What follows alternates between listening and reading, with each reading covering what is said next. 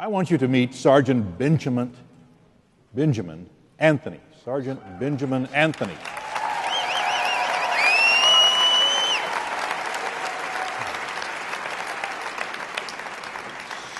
He is a combat veteran of the Israeli Defense Forces.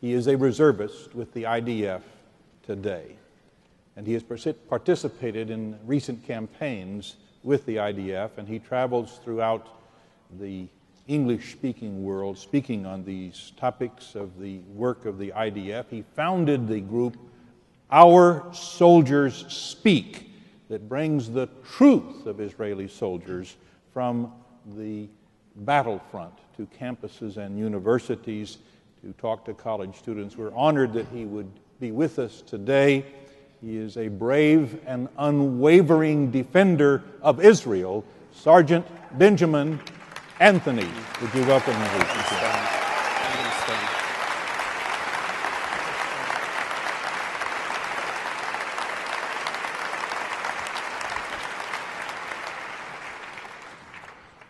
Thank you very, very much for the honor and the privilege extended to me here today. I'd like to begin, as ever I do, by giving my sincere thanks to God for having been spared so that I might enjoy this privilege.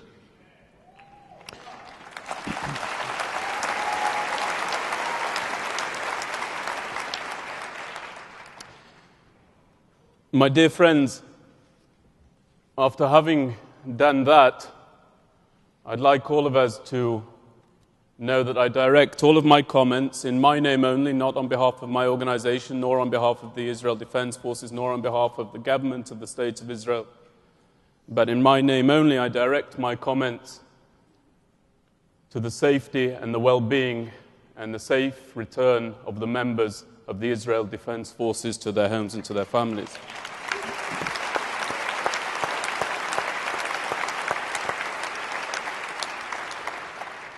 Just yesterday, as I presented in a synagogue in New Jersey during the Sabbath prayers of the early morning, I walked into that synagogue, and out of the mouth of an 8, 9, 10-year-old boy came a question that truly jolted me. The question was, if you're a reservist in the Israel Defense Forces, if you're a soldier, what are you doing here? It's a very, very interesting question.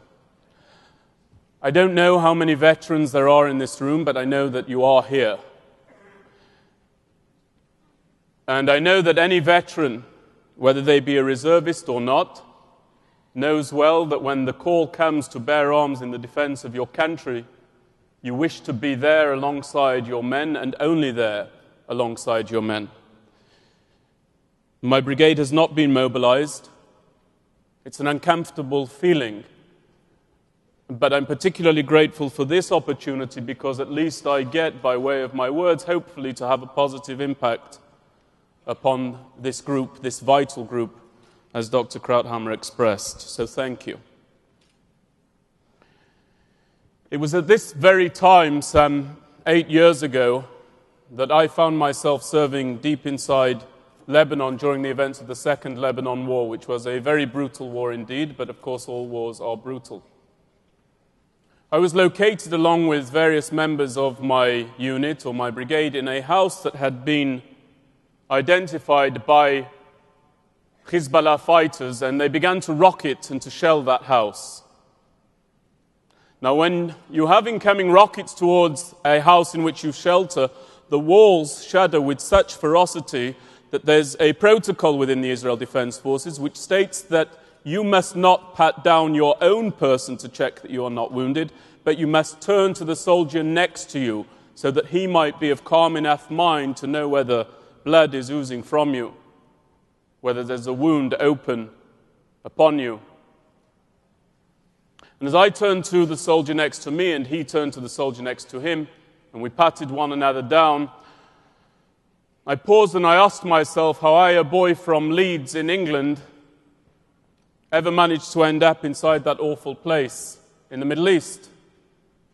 And the answer came very, very swiftly, and it came very surely, and it came in the form of the reading of the Old Testament that we recounted just this past Sabbath morning. Just this past Saturday morning, where prior to the battle for the land of Israel, Moshe turned to the tribes of Gad and Reuven, and he met with some resistance from them, and he said rhetorically, he asked of them, "Achechem yavo lemilchama va'atem teshvu po?" Will your brethren go out to war whilst you dwell here? And that was me, that was my answer. I was there because I made the personal, though by no means unique, decision that my brothers would not go to war whilst I stayed in the United Kingdom, and essentially did very little indeed. I believed that then, and I believe it now. My friends, there's nobody here in this room, and I don't mean it to be dismissive, but rather to be candid with you, there's nobody here in this room who needs to school me on the realities of war. There's nobody who needs to talk to me about casualties that fall in the battlefield. I've seen it, as has every member of my brigade, most likely. I've walked past limbless bodies of the Israel Defense Forces, and I've walked past the dead bodies of the members of the Israel Defense Forces. It's a dreadful sight because you only get a snapshot of that death, for we operate at night, so you only see these dead bodies in flashes of blue and grey when there's a nearby detonation. Nobody here needs to school me or teach me about the likelihood of kidnapping of our troops. I'm aware of it. I served in a war, the Second Lebanon War, which after all was waged in no small part to return home Ehud Goldwasser, Eldad Regev, Zichronam Levracha, and Gilad Shalit, who had been kidnapped during the opening events of that war. And despite the fact that nobody who served alongside me knew any of those three soldiers, every one of us was willing to clip closed our combat vests and walk and march forward into who knows what. I'm aware of that threat. Nobody here needs to school me about how war can ravage a family or the impact that it can have upon one. Just 2 weeks ago, I drove my youngest brother, Alexander, to the gates of war as he had been drafted into his reserve unit just a few weeks after being demobilized from full-time service to join up as a tank driver. Consider that for a moment. Consider the last occasion on which you gave a ride to your sons or your daughters, your brothers or your sisters. Most likely it will have been for their ultimate benefit. Here was I and many others driving my youngest sibling to the gates of war. And what's so very striking about that story is that in Israel it's so perfectly average. It's the story of every father and every mother, of every brother, of every sister, of every son and of every daughter.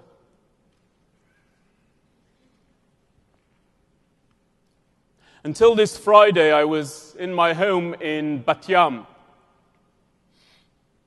It's a town on the coast, some 10 minutes drive south of Tel Aviv.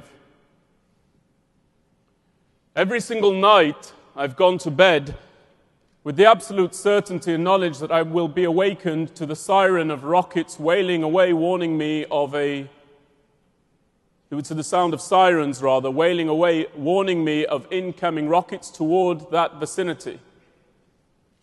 Those sirens have rung out reliably at 5 o'clock in the morning, 6 o'clock in the morning, 7 o'clock in the morning. I don't sleep beyond 7.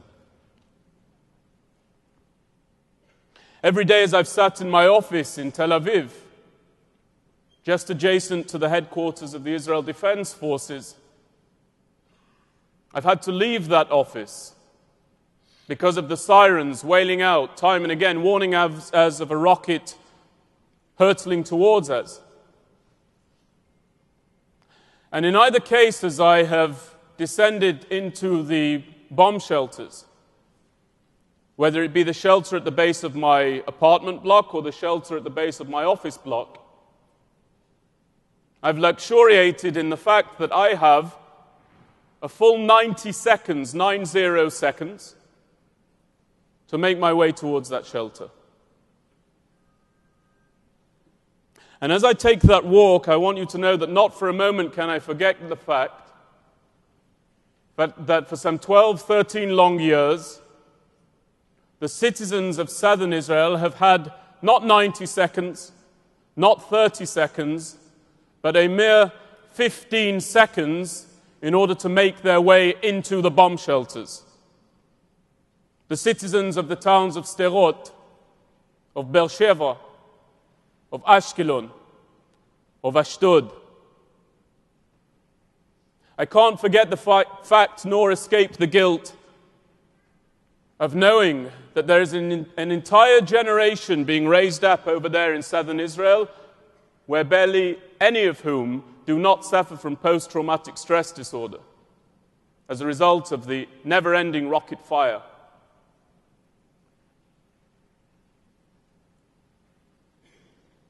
My friends, threats such as those have to be beaten back.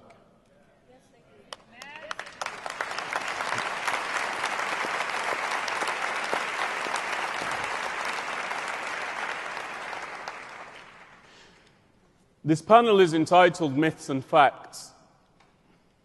I want to very, very swiftly rattle through just a couple of myths that may exist in your minds, maybe not. But I want to establish those myths because I want them to serve as the context for what it is that I'm advocating, and I plan to advocate before the conclusion of my comments. The first myth about which you must be clear is that what is raging over there in Israel at this time, or more precisely in Gaza, is not just about Gaza, and it is not just about Hamas. Let me explain why. Why it is that I believe that the entire Zionist experiment rests in no small part upon what it is that we do during this current campaign. There's been a policy of the Israel Defense Forces to what they call mow the lawn over there in Gaza. Some of you will be familiar with this. It means that every 2 years or so, we go into Gaza and then leave and wait for another 2 years. That policy cannot be the go-to policy on this occasion because there are too many unknowns across the coming 2 years. Let me delineate them for you. First, we do not know who will be the President of the United States of America within the next 2 years. Maybe better than this one vis-à-vis Israel, maybe worse, and I don't say that tongue-in-cheek. It's not for me to speak to that, but we don't know. We don't know who will be the Prime Minister of the State of Israel in 2 years. We do not know whether Hezbollah will still be embroiled in a battle in Syria. Perhaps they'll be extricated from there within 2 years and be ready to fire their rockets upon us from southern Lebanon once more. To put Hezbollah's capabilities into perspective for you, from Gaza have been launched approximately 1,500 rockets that have brought us to our knees. Hezbollah has between 70 and 100,000 missiles and rockets that they are ready to deploy upon us at the rate of 2,000 per day. We don't know where ISIS will be in 2 years. We don't know if the Israeli Defense Forces will be inside Jordan as an ally of the Jordanian military battling back against ISIS. And we don't know whether Iran will or will not be a nuclear capability in 2 years' time. So anybody who thinks otherwise should think again. It's as a consequence of that myth and that myth above all else that I want to break another myth. The myth that suggests that there's nothing new here. that when rockets rain in from Gaza, we've seen all of this before and this is well-charted territory. That's false.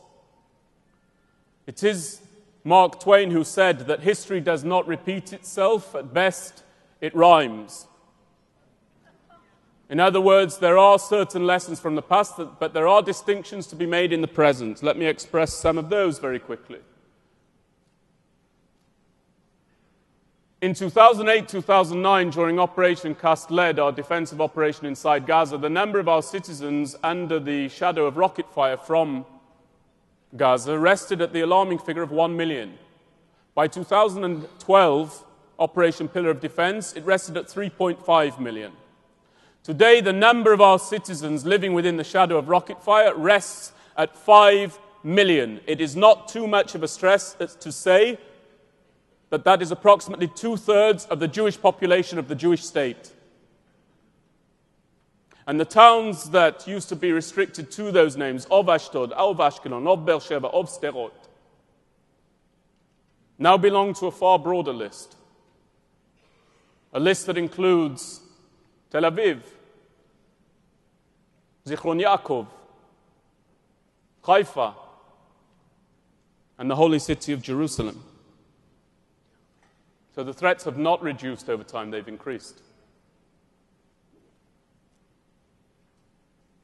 The other myth that I want to bust very, very swiftly is the idea that there's no good answer over there inside Gaza as to how do we quell this rocket fire. That's wrong. We live in a rare moment where, because Egypt has blockaded Gaza, all of the weapons making has had to be brought in-house. There's no longer the free-flowing import of rockets and contraband to the same extent coming from Egypt. That means that right now, today, we have tangible targets that can be found, unearthed, and destroyed. Rocket factories can be destroyed. Weapon stores can be destroyed. Terrorists can be eliminated, and tunnels can be dug out.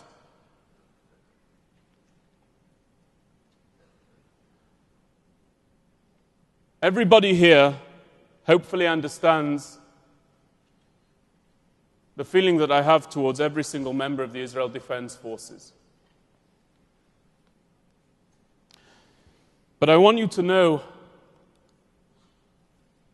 that when it comes to applying a policy of defense and the existence of your state, that policy cannot be one born of sentimentality. And so I say this: if our people are imperiled, and they are, if our elderly are infirm, our unborn children, our infants are living below ground, as they have been, if our very existence hangs in the balance, and it does,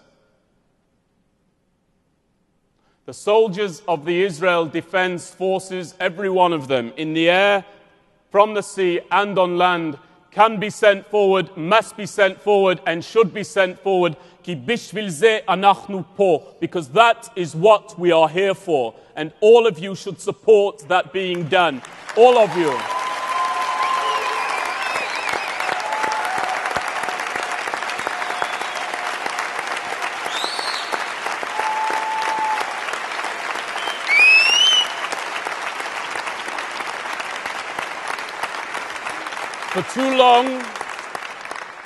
For too long we have witnessed, and I'm not criticizing anybody, I'm merely stating the fact, a total inversion of the dynamic of the contract between the citizenry and the military. The military must draw fire, painful as that may be, in order to defend our citizenry, not the other way around.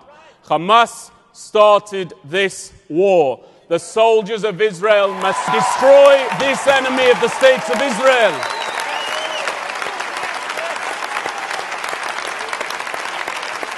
And it can be done. It can be done. It can be done. Couple of very swift points in the 5 minutes that I have left. 4.5 minutes. Number one,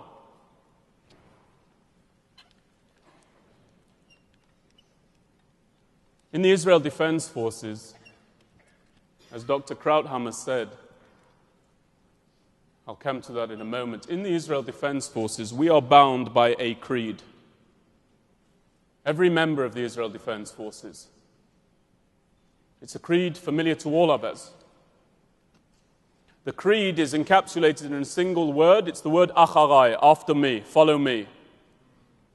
It renders us something of a rarity when it comes to military tactics, because acharai, after me, follow me, is the last word a commander yells to his subordinates before he goes forward to make war. In other words, our officers don't lead from the back. They lead from the front.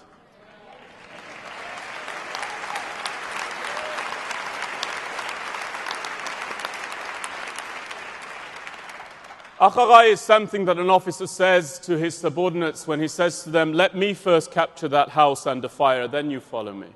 Let me first capture that hill, then you come after me. Let me first show you that I'm willing to do this, then you come and do it, but not before.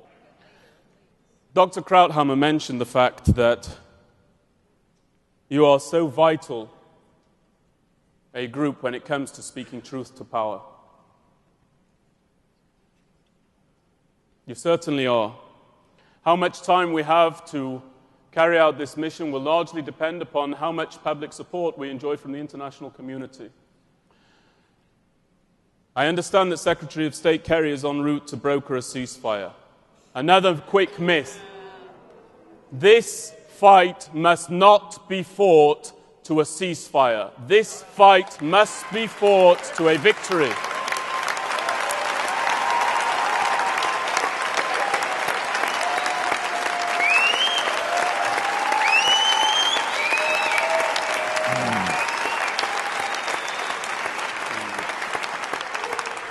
And so when you see your members of Congress, your representatives, and they turn to you and they say, well, in the face, perhaps they've been reading the wrong newspapers, perhaps they have the wrong talking points. Well, perhaps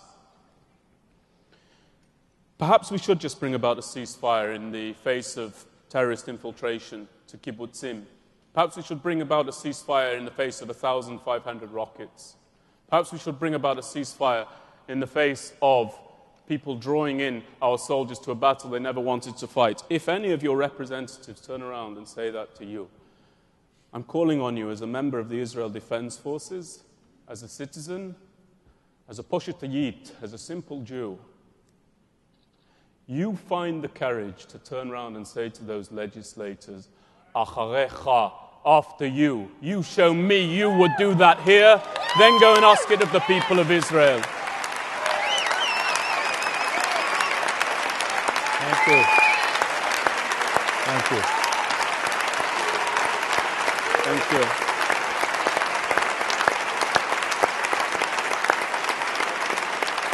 And in so doing, your brethren will never go to war whilst you dwell here.